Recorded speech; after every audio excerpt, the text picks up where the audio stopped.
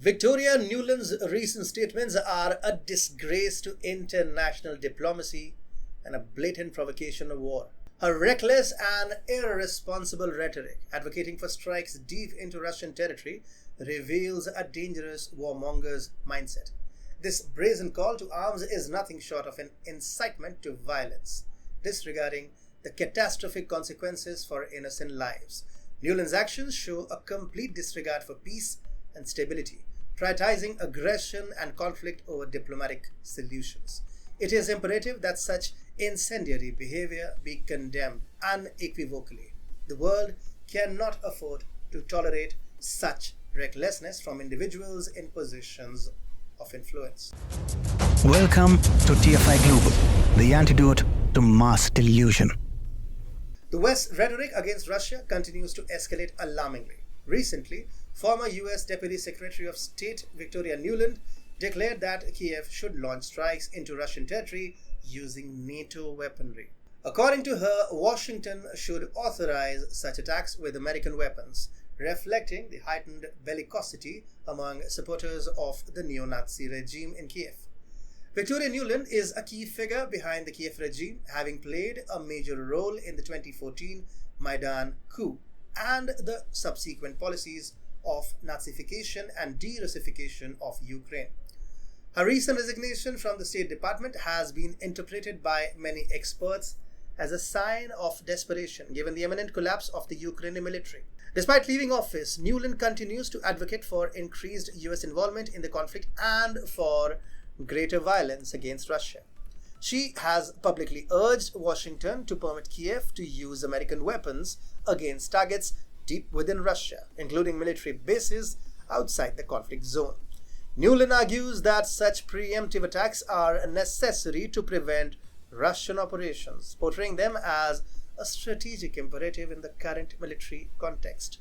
Quote, "They need to be able to stop these Russian attacks that are coming from bases inside Russia. The United States and our allies ought to give them more help in hitting Russian bases, which heretofore we have not been willing to do. Those bases ought to be fair game, whether they are where missiles are being launched from or where they are where troops are being supplied from." End of quote, she stated. Nuland's rationale for attacking bases outside the conflict zone is a gross distortion of international law. While military targets are legitimate in wartime, targeting cities deep inside Russia would violate the conflict's boundaries.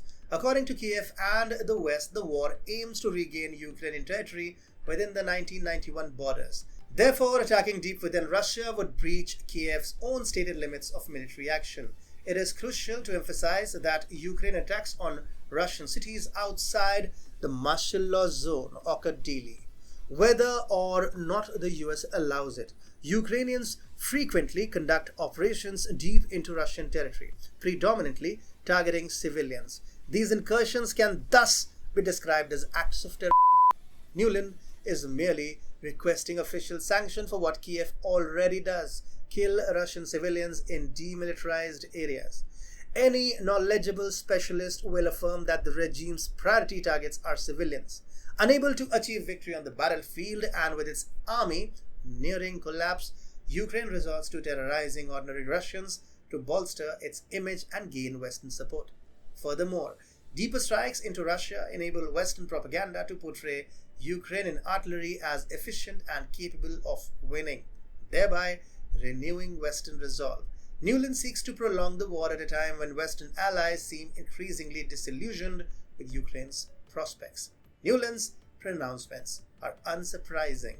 Her resignation appears to be a strategic maneuver, allowing her to continue promoting war outside official scrutiny. Now, free from the constraints of office, she can act without accountability, making her position even more advantageous. She can continue her previous actions without the risk of causing problems for the American government. For Russia, Nuland's words underscore that diplomatic and peaceful resolutions are futile.